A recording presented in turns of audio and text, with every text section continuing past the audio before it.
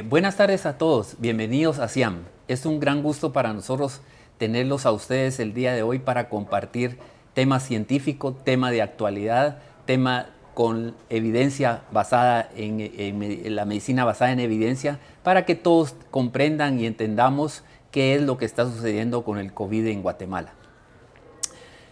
Siempre hemos dicho que hay que prevenir sin alarmar. Eso es importantísimo en nuestro medio. Siempre pensamos que muchas de las situaciones que hacemos es alarmista. No. Nosotros lo que queremos darles el día de hoy es suficiente información verídica para que ustedes tengan la información actualizada de lo que está sucediendo con este tema del COVID en Guatemala. Como repito, buenas tardes. Mi nombre es Edwin Morales. Soy el director médico de SIAM. Hoy tenemos como conferencista a la doctora Iris Casali, es una médico guatemalteco que es especialista en epidemiología y enfermedades infecciosas, que va a estar el día de hoy acompañándonos en este momento. Ella tiene una amplia experiencia en el tema, por lo cual la invitamos y le damos la cordial bienvenida, doctora, a SIAM, a nuestro SIAM Live y por supuesto con nuestros televidentes que están viendo esta transmisión. Bienvenida, doctora. Muchísimas gracias a todos por la invitación a la familia SIAM para ver cómo podemos contribuir en dar mayor y mejor información en la medida de lo posible. Sí, efectivamente, trabajo en enfermedades infecciosas. Quisiera decir que hay algún experto en el COVID, pero todo lo hemos ido haciendo en el camino porque es una enfermedad nueva.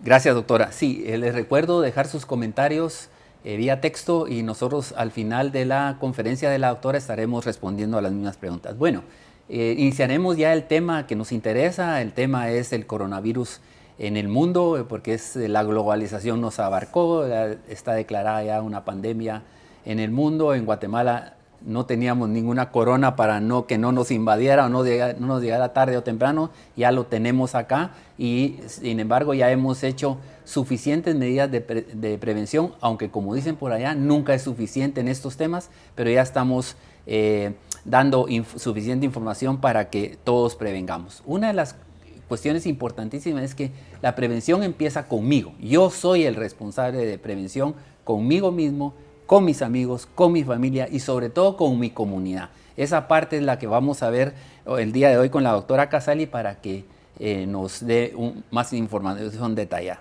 Entonces, doctora, empezaremos diciendo, ¿qué es un coronavirus? Bueno, los virus, empecemos por decir que son agentes microscópicos pequeños, muchos de estos infecciosos, que pueden infectar a seres humanos, a animales, a plantas, a bacterias incluso.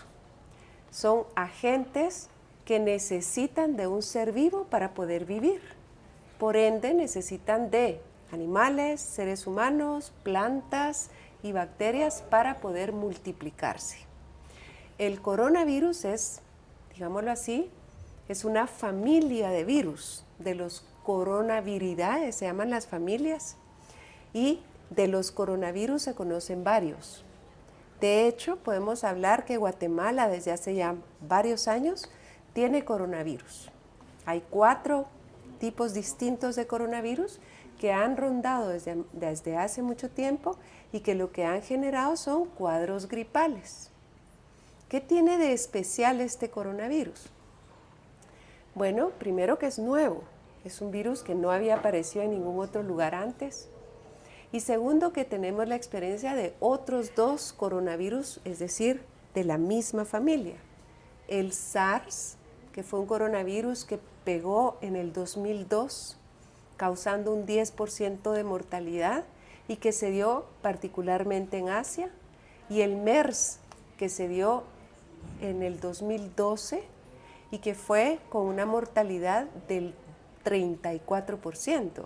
Esto fue en el Oriente Medio. Y ahora que tenemos 2019, el coronavirus o el SARS-2. Le estamos llamando SARS-2 porque, interesante, tiene características similares al SARS-1 o al SARS que pasó en el 2002. Por eso lo bautizaron como SARS-2. Debido a este cuadro, el SARS-2 causa lo que es el COVID-19, es decir, enfermedad viral por coronavirus 2019. Es el COVID-19. Muchas gracias, doctora. Realmente es muy interesante lo que usted acota en cuanto a que no es un nuevo virus. Quizá la alarma es porque nos está afectando por la transmisibilidad que tiene este virus. Sin embargo, ya lo conocíamos anteriormente dentro de la familia de los virus. O sea, conocíamos la familia, pero dentro de esa familia apareció este nuevo integrante. Sí, ese es el que no conocíamos, el SARS-2. Gracias. Atendiendo entonces, ¿cómo podemos definir la enfermedad de COVID-19? La enfermedad de COVID-19 es una enfermedad básicamente respiratoria.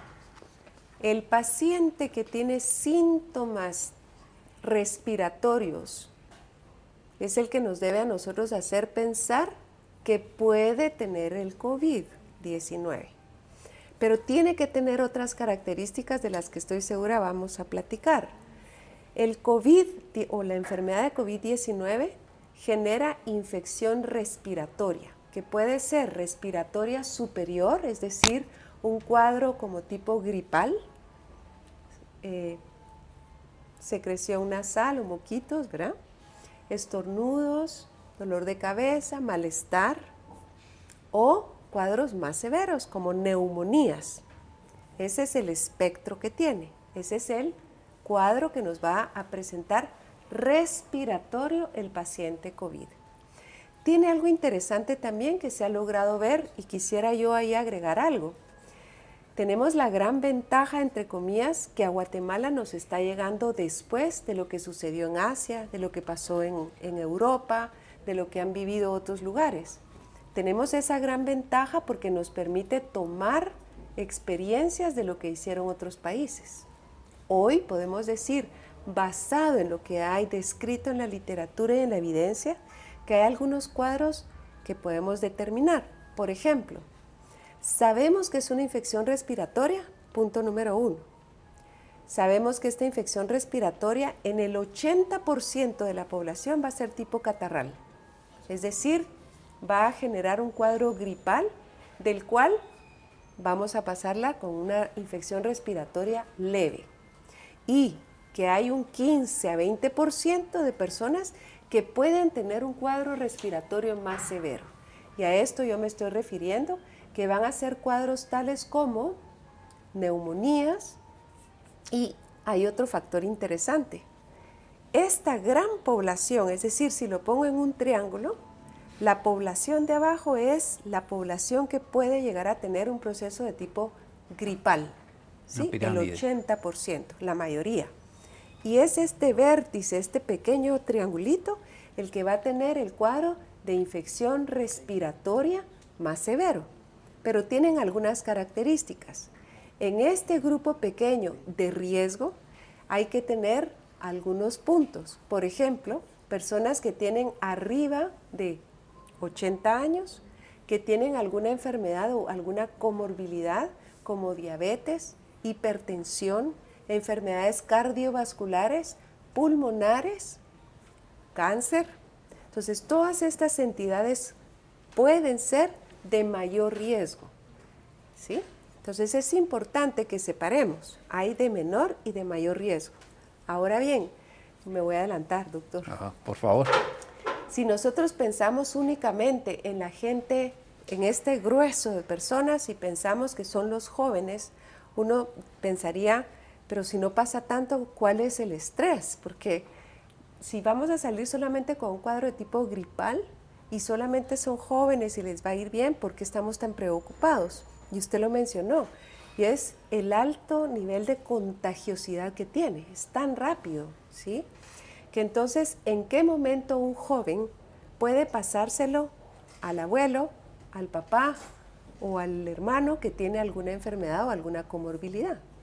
Ese es el riesgo. Muy bien, gracias, doctora. Sí, realmente este tipo de enfermedades que son de tipo de transmisión en el aire, respiratorias, tenemos muy pocas posibilidades de prevenirlos, pero tenemos armas para prevenirlos como normalmente decimos. Les recordamos que pueden dejar sus comentarios directamente por vía texto y nosotros estaremos respondiéndoles más adelante al finalizar la entrevista. Pues bien, con los síntomas, muchos de los síntomas la gente lo primero que dice es que tengo catarro, entonces tengo COVID. ¿Qué es la similitud de ese refrán, doctora? Bueno, yo entiendo que a las personas pues genere temor, sobre todo después de todas las noticias terribles que hemos visto en el mundo, ¿sí? Yo quisiera hacer aquí hincapié en que si nosotros no asumimos en estas próximas 2 semanas, perdemos una oportunidad, de verdad, probablemente la última oportunidad que tengamos para hacer algo que verdaderamente impacte en nuestro país. Se ha visto que efectivamente es respiratorio, como usted dijo, doctor, y que se puede transmitir. Voy a hacer una reflexión. La persona que tose o estornuda expulsa gotas y estas gotas vuelan hasta 1 metro de distancia. Esa es la razón por la cual a la persona que tiene un cuadro de tipo gripal y que está estornudando, está tosiendo, se le recomienda colocarse una mascarilla médico-quirúrgica, una mascarilla común y corriente. ¿Y por qué? Porque yo no quiero que esta gota vuele el metro. El segundo punto es que ya sabemos que si tiene 1 metro para volar, yo debo estar por lo menos 1 metro de distancia. Y entonces regreso a lo que estaba empezando a decir. Si nosotros en este momento no tomamos las medidas de distancia social de 1 metro, si no dejamos que la gente se quede en casa, esto se nos va a salir de las manos. Tenemos que hacer medidas pensando en nuestro prójimo y pensando en las personas futuras y trabajadores de la salud que en otros países se han visto desbordados. Hoy, de aquí a la siguiente semana, es nuestra última oportunidad para hacer algo que de verdad prevenga, contenga. Sí, y eso es realmente lo que decimos, ¿verdad?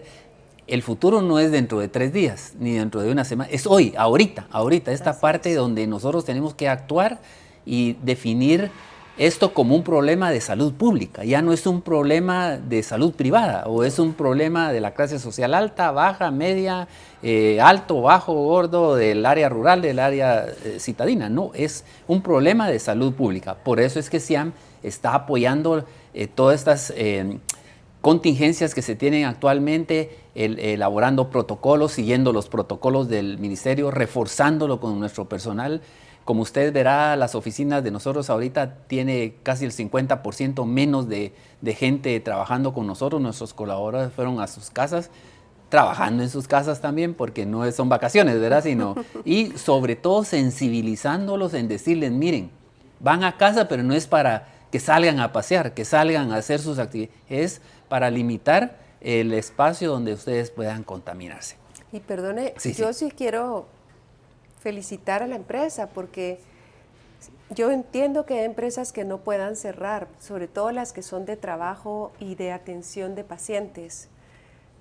Y sin embargo, creo yo que se pueden tomar 2 medidas. Una ya la están tomando acá y es el hecho de hacer que la gente trabaje con turnos y baje la densidad poblacional. Y el otro que me parece importante es como enfermos. Aquellas personas que tienen cuadros de tipo gripal, por favor quédense en casa. No necesitan saber si es COVID o no, porque quedándose en casa las 2 semanas van a evitar, van a contribuir a que no se pase el virus a los demás. Ir a un hospital solamente hacen que haya más hacinamiento. Ir a las clínicas de instituciones como esta hacen que la gente corra riesgos también. Entonces es importante avisar por teléfono lo que tienen a sus médicos tratantes para que entonces cuando haya deterioro, etcétera, entonces los regresen. Y yo quiero hacer una salvedad que me parece es importante. todos o algunos de nosotros tenemos amigos y personas conocidas que han regresado de estos vuelos y los han dejado en cuarentena. Y a estas personas les han estado llegando, les han llamado, les han llegado a visitar de epidemiología del ministerio para controlarlos. O sea, no crean ustedes que se van a quedar en casa abandonados. Van a estar en casa evitando contaminar al resto de la población. Sí, esa es una medida importantísima, ¿verdad? Esa parte de que en mí está, en que yo me fui a aislarme porque un potencial transmisor de la enfermedad puedo ser yo. Entonces esa parte creo que es muy importante. Resumiendo, doctora, ¿cómo es la transmisión básica del COVID? Porque nos han preguntado nuevamente, mire, no nos quedó muy claro cómo es la transmisión. Se dice por ahí que puede ser por objetos, que puede ser por hablar, que puede ser por contaminación de etcétera, etcétera. Entonces quisiéramos que nos abundara un poquito, doctora. Claro que sí. El coronavirus, el COVID-19 o SARS-2, es un virus que, como dije, es respiratorio. Es decir, vuela por gotas a 1 metro de distancia. Estas gotas vuelan por el aire y caen a los objetos. Entonces, cuando yo toco el objeto a donde cayó la gota, y esto me lo llevo a la cara, me toco, etcétera, yo estoy llevándome la gota a las mucosas y aspirándolo. Entonces aquí, viendo cómo funciona, ya sé que hay dos formas. Una, respiratoria, porque alguien me tose encima, estornuda encima, o por contacto. Por contacto es porque yo toco las superficies de la persona que tosió, que estornudó y tenía el COVID. Gracias, doctora. Y también nos preguntan que si puede transmitirse a través del aire, sin que haya una comunicación directa entre personas. Se ha encontrado recientemente que el virus puede vivir en el aire unas horas más. Entonces, claro, ese es un riesgo. Sin embargo, aquí hay dos cosas otra vez que quiero mencionar. Si yo logro disminuir la transmisión de la gota colocándole al enfermo la mascarilla, aprendiendo a toser y a estornudar con el codo y no tocando objetos e haciendo la higiene de manos, estoy verdaderamente impactando donde más transmisión puede haber. Gracias, doctora. Y también una de las dudas es que si es posible contagiarse de COVID por una persona que no presente síntomas, es decir, que pudiera estar en esa etapa oscura, esa etapa de ventana donde nadie sabe si sí o si no. ¿Es posible contagiarse? De hecho, se ha encontrado que gente sin síntomas puede llegar a presentar, puede tener carga viral y puede pasarlo, como usted bien dijo, hablando, qué sé yo. Sin embargo, es mucho menos la carga viral, es mucho menos. Por esa razón es que se tomó una medida que me pareció muy buena, y es que se aísle al enfermo y se ponga en cuarentena a los contactos, porque no sabemos si ellos son asintomáticos portadores. Así es. Sí, es interesante que una experta en el tema nos esté dando más luces para actuar personalmente y con nuestras familias, amigos, etcétera, etcétera, y la comunidad en especial a la que servimos, el área de servicios médicos, que estamos en el frente de la batalla. Y esto es una de las recomendaciones que nos han dado. Ayúdennos, porque entre menos contaminación haya afuera, porque yo ando paseando, porque ando jugando, porque me tomo. Y esto es una de las recomendaciones que nos han dado.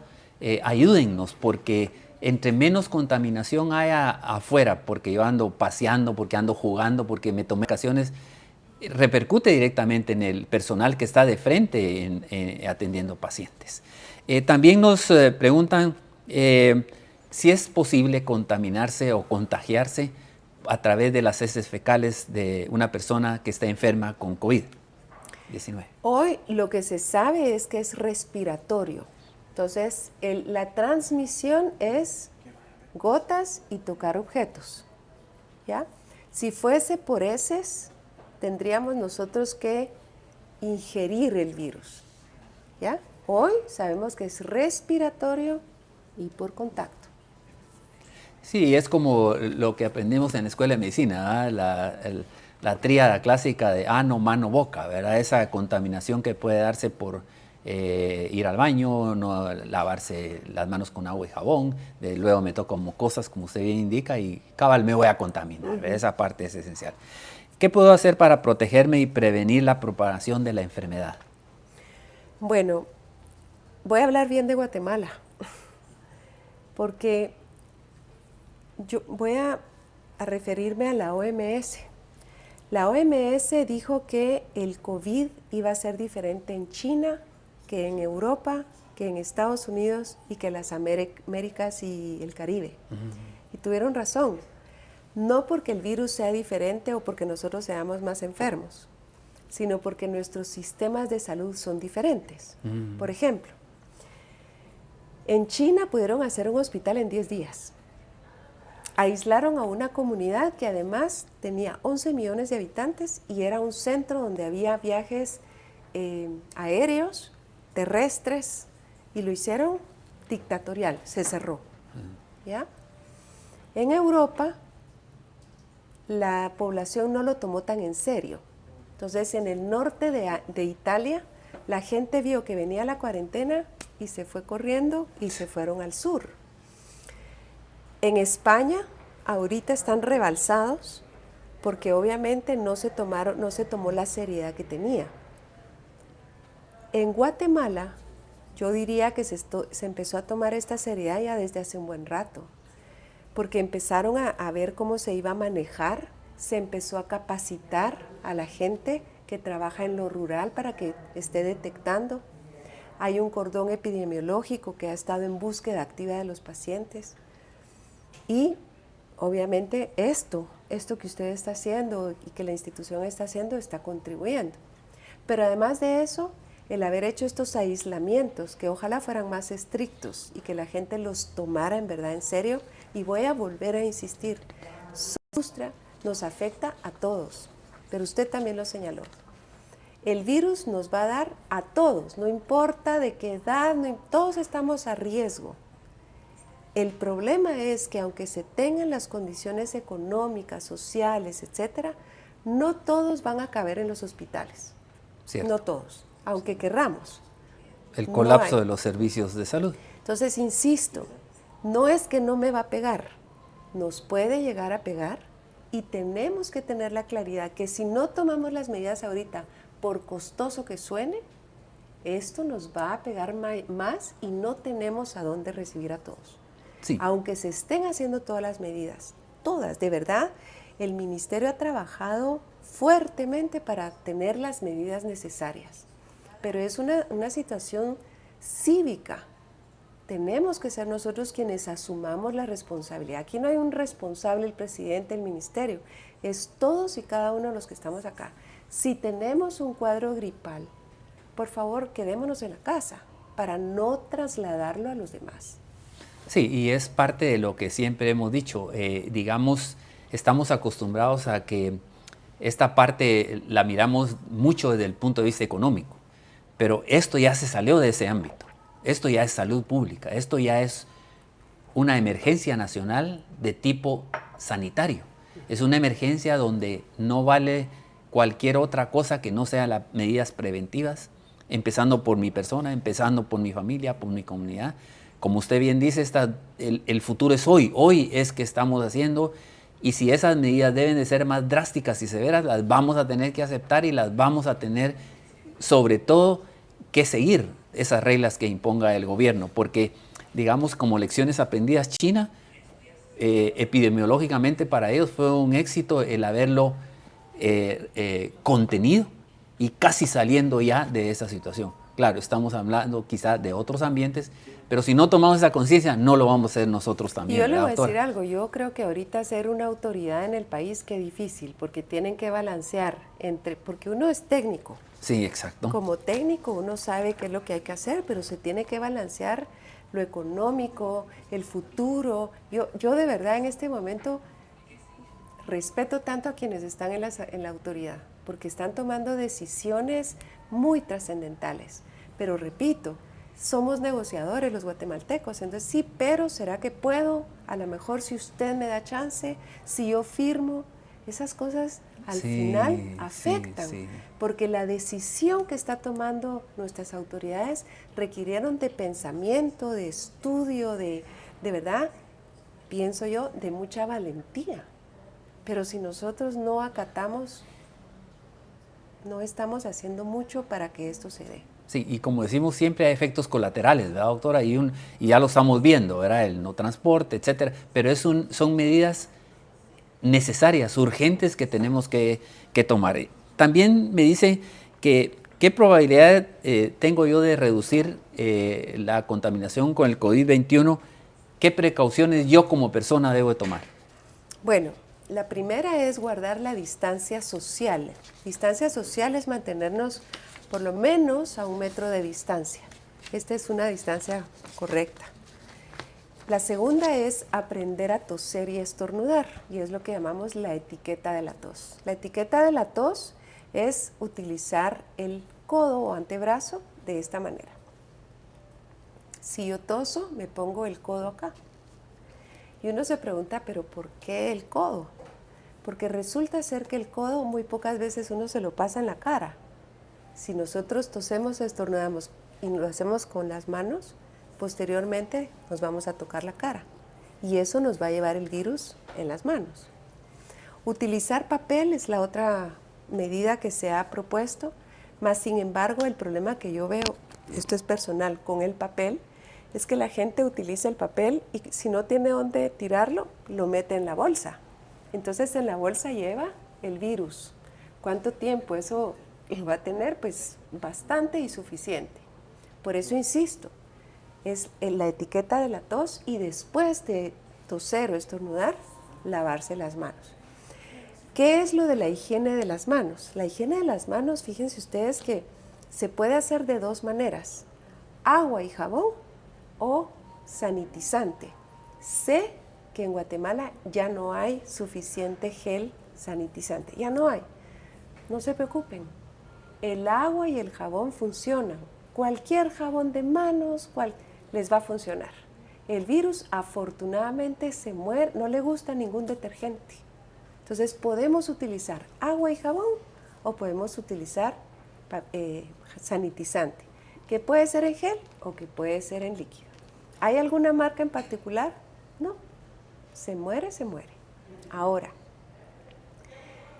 el punto acá no es si tengo jabón, tengo agua, tengo sanitizante. No, es que si lo uso. Si yo tengo todo esto en casa o yo tengo mi frasco y no me lo pongo, ¿de qué sirve? Entonces hay que aprender incluso a lavarse las manos. Yo solo voy a hacer una demostración, sí, pero por favor, doctor. Se ponen el sanitizante o el jabón, restriegan las manos.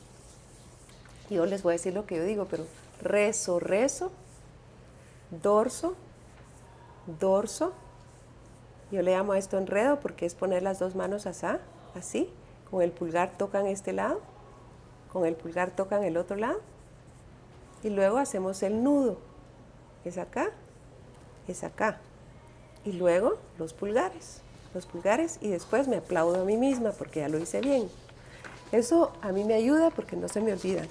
Importante es que no tengan joyas porque si no nos va a quedar el virus en las joyas, ¿sí? Ahora yo sé que me van a decir, ay, pero ¿cuánto se tardó la doctora en lavarse las manos? Me las tengo que estar lavando a cada rato. Poco es. Sí. Solo son 2 manos. 2.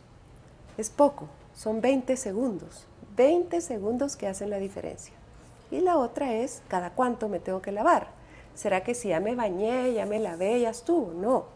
Cada vez que pueda, cada vez que yo tenga, cada vez que me recuerde. Recuérdense que están tocando cosas. Cada vez que toquen, otra vez, tienen que hacer todo este ejercicio de lavado de manos. Y voy a agregar el otro, y es el contacto. Los latinos y guatemaltecos, yo también, somos muy querendones. Nos encanta abrazarnos, darnos un beso, darnos la mano. Francamente es cierto. Y entonces, desafortunadamente ahora vamos a tener que aprender a expresarnos sin tocarnos. Eso querría decir que hay medidas, desde esto, hasta he encontrado tanta creatividad entre nosotros para saludarnos, hasta el codo, la pierna, o sea, hay muchas formas.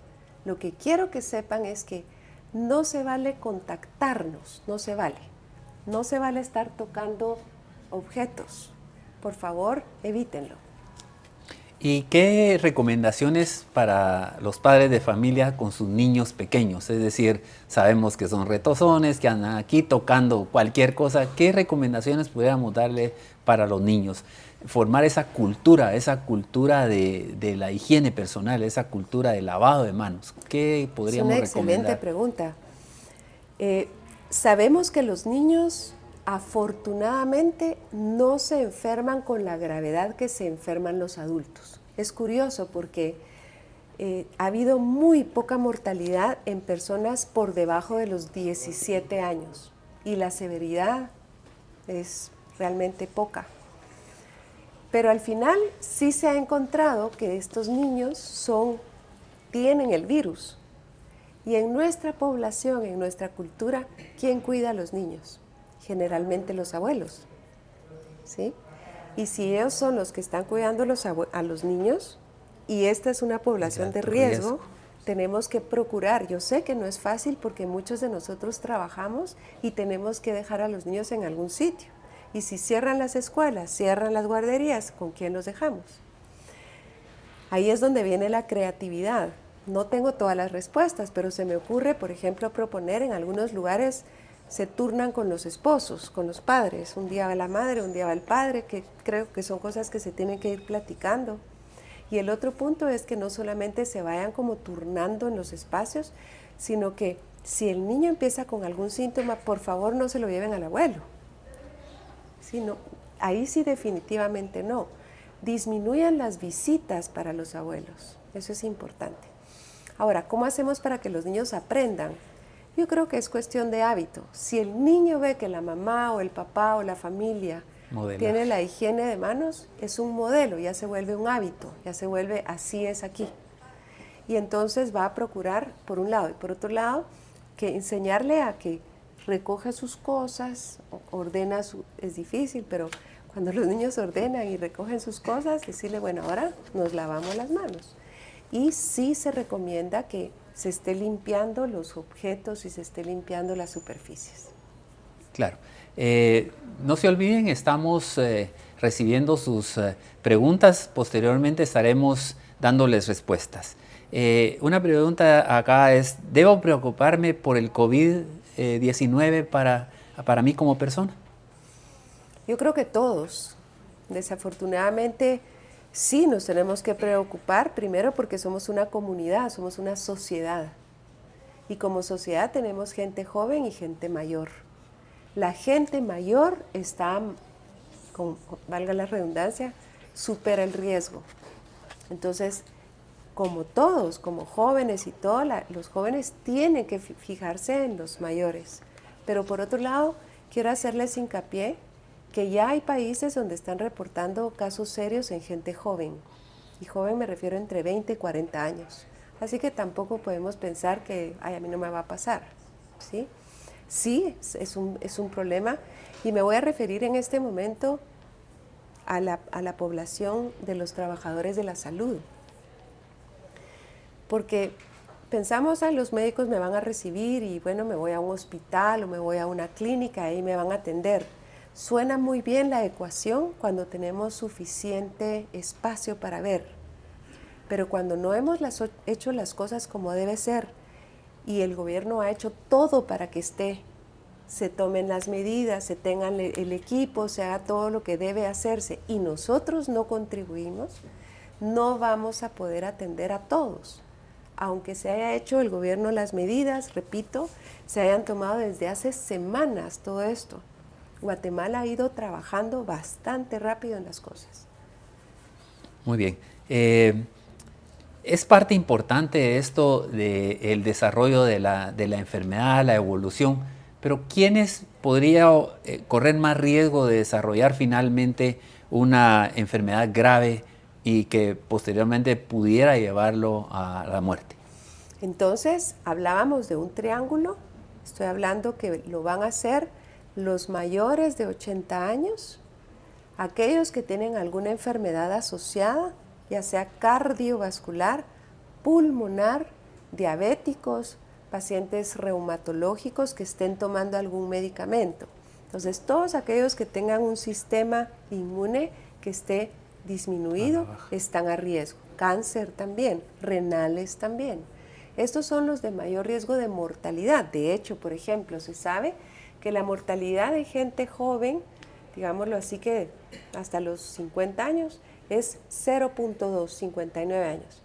Pero si vamos para los de 60 para arriba, 60 para 69, estamos subiéndole.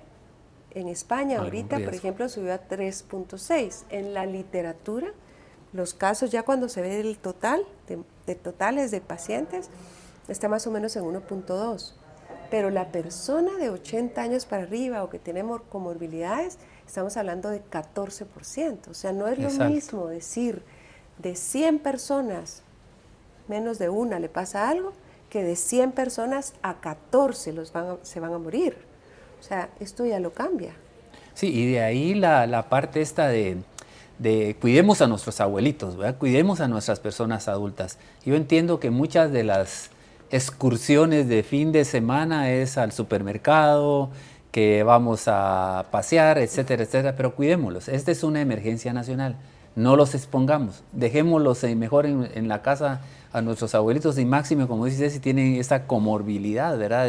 De padecer alguna enfermedad en la que sean inmunosuprimidos o sus defensas muy bajas, etcétera, etcétera. Guardemos a nuestros abuelitos mejor y esa parte no la vamos a apreciar mucho mejor todos en la familia. Sabemos que vendrán algunas situaciones en las que mejoremos y ahí ya tendremos oportunidad quizá de sacarlos, ¿verdad? Pero cuidámoslos. ¿Debo usar la mascarilla a diario? Ok, ese tema me encanta, lo de la mascarilla. Hay dos tipos de mascarilla. La mascarilla médico-quirúrgica, que es la que hemos visto en todas las televisiones, en los videos, etc. La mascarilla médico-quirúrgica es una mascarilla que, como dije al principio, la voy a colocar sí o sí en el enfermo. Repito, ¿por qué quiero colocársela al enfermo? Porque no quiero que sus gotas vuelen 1 metro. Eso es lo que yo quiero, lo que yo busco, ¿sí?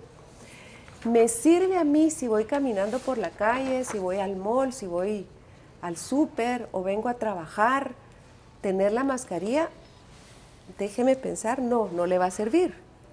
Porque si usted tiene la mascarilla y no hay nadie a su alrededor que esté tosiendo, que esté estornudando y guardó la distancia, ¿de qué se está protegiendo?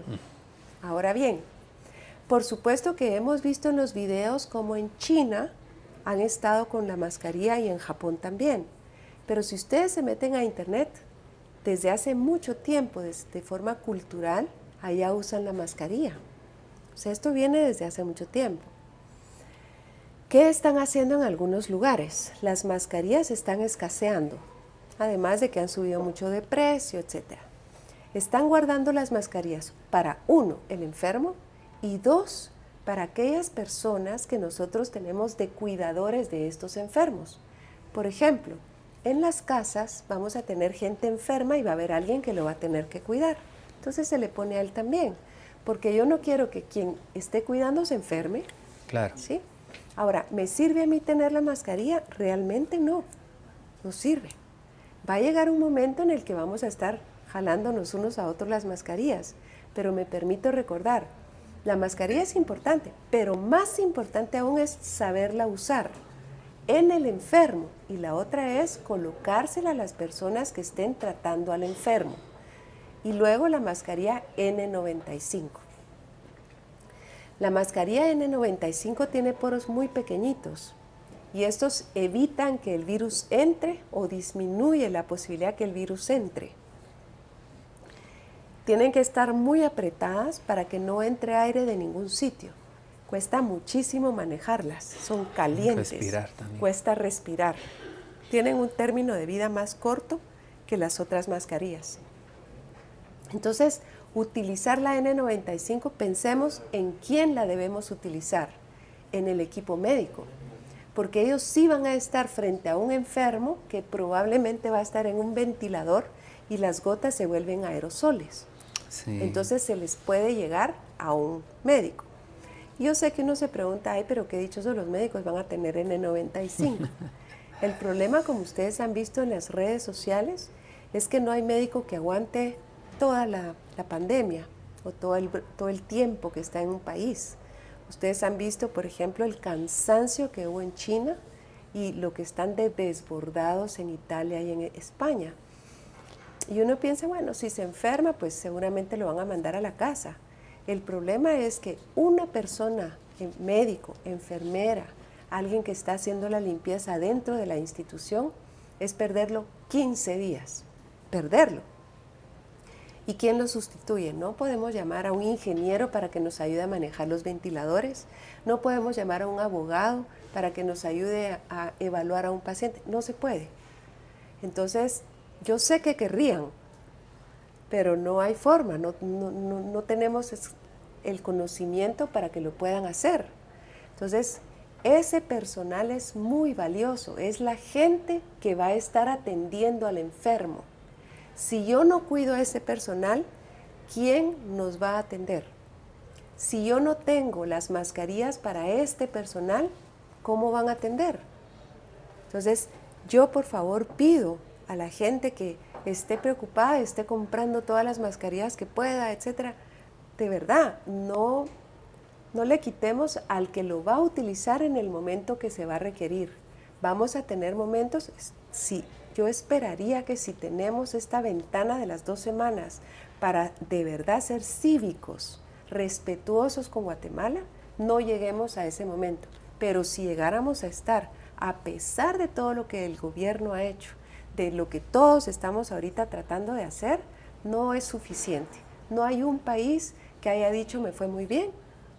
A todo nivel, tanto en China como en Estados Unidos, hubo escasez. Así es, sí, y esa es la parte de acaparar, ¿verdad? Y salir, lo que pasó en unos 4 o 5 días anteriores, los supermercados se inundó de gente comprando a lo loco y quitando la posibilidad de que ese material, esos insumos realmente sean para quien realmente lo necesite.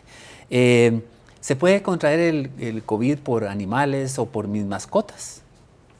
Hay coronavirus, como dije, hay virus que viven en animales y hay coronavirus que viven en animales, pero no es el mismo. ¿Sí? O sea, no es el mismo virus. Sí, eso es una pregunta muy frecuente porque principalmente por los perritos, por los gatos en las casas, ¿verdad? Pero sí, sabemos que es muy diferente el virus. La sobrevivencia del virus en el medio ambiente, en mi persona, en objetos, etcétera, etcétera. Hay varios datos y depende. No es lo mismo el virus en telas que en material duro. Material duro no es lo mismo metal que plástico, ¿sí? Entonces depende de qué estemos hablando, pero puede ser entre 6 horas e incluso puede durar días. Muy bien, también gente que recibe paquetes, dice, o de cartas de gente que ha estado donde está el COVID, no lo quieren recibir porque el temor a contaminarse. ¿Es posible esto, doctora? Yo lo veo poco probable que tomando un sobre se vayan a contaminar y mucho menos probable si toman el sobre y después se lavan las manos. Sí, aquí el apellido es lavarse las manos, ¿verdad? Porque ese es fundamental.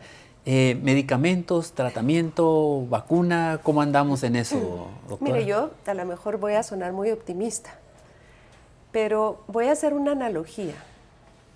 Cuando fue lo del HIV, lo del SIDA, pasamos bastante tiempo sin saber que estaba matando a la gente. Mucho tiempo. Este virus en febrero, 2 de febrero, si no estoy mal, en Italia lo lograron aislar. Pudieron ver, este es el virus responsable de la enfermedad. Una vez se aisló el virus, pudimos estudiarlo. Pudimos hacer, esa es la primera buena noticia. La segunda buena noticia es que pudimos hacer metodología diagnóstica rápida. Cuando fue el HIV no había forma de saber qué era. Primero no se sabía qué era, segundo no se sabía cómo diagnosticar. Pero en este virus salieron muy rápido las pruebas y son pruebas que se dan de verdad en 1 hora, son muy rápidas. Y hoy ya están creando pruebas que salgan aún más rápido. Entonces eso indudablemente ayuda. La tercera buena noticia es que si nosotros ya sabemos todo esto, es que ya se están haciendo pruebas para estudios, para tratamientos. Y estos ensayos, hoy le puedo decir que hay 23 ensayos clínicos para ver qué medicamento puede funcionar. La otra buena noticia es que muchos de estos medicamentos son medicamentos que se utilizaron en SARS y en MERS. Entonces no es inventar un medicamento, sino ver cuál se adapta y que pueda funcionar. Y la otra es que la vacuna, sí, ya se está hablando de vacuna y se calcula que tal vez en un año vamos a tener una vacuna que pueda funcionar. Antes no puede ser, Sí, pues, porque hay que probar si es efectiva y segura. ¿Se puede repetir la infección por coronavirus? Porque es una de las preguntas. Si me dio, ¿me va a dar dentro de un mes otra vez? Fíjese que hace más o menos 10 días salió un artículo científico donde se encontró que las personas que ya habían sido, digamos, caso cerrado de la enfermedad, incluso los serios, encontraron que seguían teniendo virus por 15 días más. Entonces se están tomando medidas para aislar a estas personas otros 15 días. Hoy, recurrencia no han descrito, hoy, ¿sí? Pero claro, todo esto va evolucionando. Yo quisiera creer que el virus hace que nos hayamos hecho inmunes y esto no vuelva a pasar. Pero como es un virus nuevo, tenemos que ver qué va sucediendo. Sí, y por eso es que una de las eslogan que tenemos es prevenir sin alarmar. Infórmese de fuentes fidedignas, y como lo estamos haciendo en esta conferencia con el expertise que usted tiene, doctora, para que nos ilustre más. Acostumbramos mucho a autodiagnosticarnos, a automedicarnos, ¿verdad? Mire, tome esto, tome lo otro. ¿Qué piensa de todo eso, doctora? Bueno, ha sido malo durante mucho tiempo el que la gente le tuviera tanta fe a los antibióticos y que le tomara 1 o 2 pastillas cuando tenía una gripe o tenía un malestar. Ha sido muy bueno que ahora ya no podamos ir a comprar un antibiótico a cualquier lugar si no fue evaluado y tiene una receta. Eso, qué gran fortuna que se haya hecho el año pasado para que este año no haya ese gran riesgo que usen antibióticos porque sí. El segundo punto es que es un cuadro, repito, de tipo respiratorio. Entonces lo que necesitamos es bajar la temperatura, que se puede hacer con antipiréticos, reposo, hidratarse, eso es importante. Sí, realmente son tantos rumores, tantos malentendidos que circulan, ¿verdad? Toma esto, toma lo otro, pero como bien claro es una enfermedad viral, no tiene un tratamiento específico, la vacuna es prometedora, como en todo cuadro viral, para tratar de erradicar estas enfermedades en la población, pero no hay algo tan específico. Y luego, alguna cosa que yo no deba de hacer, doctora, alguna situación, por ejemplo, preguntaban los hábitos de fumar. Muy bien. Evidentemente la persona que fuma tiene más riesgos de una complicación, porque por supuesto los pulmones ya no están como alguien que nunca fumó. Entonces, si ahorita deciden dejar de fumar, me parece sensacional porque contribuye a que esto no sea peor. ¿Y quién quita? A lo mejor después vamos a ver que hubo factores de riesgo para que en España fuese peor, porque ahí la población fuma mucho. Entonces, a lo mejor esto nos ayude en Guatemala, porque recuerdo que Guatemala es uno de los países que metió la ley antitabaco desde muy temprano. Entonces, el hábito de fumar en nuestra población afortunadamente no es tan elevado como en otros países. Yo quisiera que fuera 0, pero no hemos llegado a eso. Me decía usted situaciones que debiéramos evitar. Las personas que tienen alguna enfermedad como tipo diabetes, como problemas de hipertensión, etcétera, es importante que mantengan su control, que tengan su azúcar controlada, que tengan la presión controlada, porque no es lo mismo un paciente que es sano contra un paciente diabético, pero un paciente diabético descontrolado. Entonces va subiendo en niveles de riesgo. Y por último, yo pensaría que sí es importante, pensando en las situaciones que no debemos hacer, procuremos no llegar a los lugares de consulta o de emergencia con tal de que no nos vayan a pasar algún virus que tal vez no teníamos. Y avisemos siempre que tenemos el cuadro. Gracias, doctora. Bueno, como ustedes han visto, hemos obtenido la información científica actual, fidedigna, de la doctora Iris Casali, que es la que nos acompaña el día de hoy. ¿Algunas recomendaciones finales que quisiera darnos, doctora, antes de pasar a las preguntas que ya nos hicieron llegar? Bueno, yo quisiera recordarles a todos los guatemaltecos que hemos sido de verdad un grupo luchón. Fue el terremoto, hemos tenido SIDA, hemos tenido cólera y de todas hemos sabido sacar la casta. Y sacar la casta quiere decir que nos unamos. Respetémonos unos a otros con tal de que no se lo pasemos y llegue finalmente al de mayor riesgo y esto haga que llegue a la población de trabajadores de la salud. Yo en verdad pido a todos primero bajemos el miedo que tenemos, ese pánico que nos hace tomar decisiones a veces no tan acertadas, como ir a las emergencias de los hospitales, ir a ver si tengo el virus o no. Al final, el tener un cuadro de tipo respiratorio es irse de cuarentena, irse de aislamiento.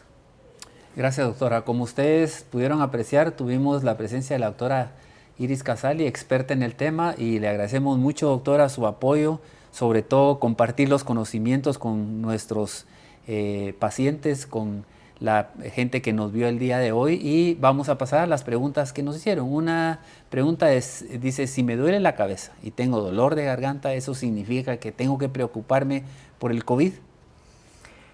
Interesante, porque el COVID no ha presentado ahorita un cuadro de tanto de dolor de garganta, que hemos estado viendo mucho. Ahorita en Guatemala está circulando dos virus, en particular es el rinovirus, que está dando mucho dolor de garganta, y la influenza.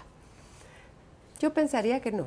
Yo pensaría que no, tiene que quedarse en casa, tomar el tiempo de 15 días, sea o no sea el COVID. Ahorita estamos procurando que el enfermo se quede en casa por lo menos 15 días. Otra pregunta dice, ¿qué medidas preventivas debo tomar si por alguna emergencia debo salir de casa, como la ropa y zapatos? Buenísima pregunta. Depende. Si lo que yo hago es trabajar en un centro como este, pues honestamente llevar una ropa diferente no creo que sea algo que se recomiende, porque al final no hay contacto con personas enfermas. Pero en los hospitales o en las clínicas es importante llegar al lugar, cambiarse ahí, ponerse el uniforme, quitarse el uniforme, ponerse la ropa normal y llegar. Ahora, si nosotros estamos con ese temor, les voy a hacer un consejo. La ropa, el virus que se pudo haber quedado en la ropa se muere con el jabón. No dura. Entonces, por favor, laven su ropa, ya sea con lavadora o a mano, con el jabón normal. Solo voy a hacer algo que no se nos vaya a olvidar. Si llegamos a la casa y nos quitamos la ropa y la vamos a mandar a lavar en la lavadora o así, por favor, si la ponen en un recipiente, recuérdense que ese recipiente es el que lleva la ropa contaminada. Entonces, cuando yo saque la ropa de la lavadora o la quite del tendal, no la voy a volver a meter en la misma cesta porque seguramente tiene virus, si es que lo tiene. Entonces, tengan una cesta donde está toda la contaminada y otra cesta donde está la ropa limpia. Bueno, muchas gracias por ese consejo, doctora. Realmente muchos solo pensamos que tenemos un balde para echar la ropa y ahí la echamos y la limpia y la que esté contaminada. Una última pregunta dice, ¿quiénes son más propensos a enfermarse, mujeres u hombres, o el riesgo es igual para ambos? Por ejemplo, en China la mayor prevalencia fue en hombres. Eso fue muy interesante porque es una clara diferencia entre hombres y mujeres en China. Yo esperaría ver qué pasó en Italia, qué pasó en España, donde asumo van a cambiar las estadísticas. Se está empezando a estudiar por qué hubo más hombres que mujeres en China y hubo varias propuestas, por ejemplo, que fuese cultural, que los hombres estaban más expuestos a salir, a trabajar en sitios donde habían más conglomerados y que por eso a ellos les fue peor. Y que la mujer se quedó más en casa o en lugares con menos agrupación. Esa es una opción. Pero repito, yo creo que va a valer la pena ver cómo les va a Italia y a España en cuanto a la enfermedad. Bueno, hemos llegado a nuestro fin de la conferencia que nos ha compartido la doctora Casali. Agradecemos mucho de nuevo, doctora, por su apoyo y esperamos haber llenado las expectativas que ustedes tenían de esta enfermedad. Recuérdense, la prevención empieza por nosotros mismos. Gracias.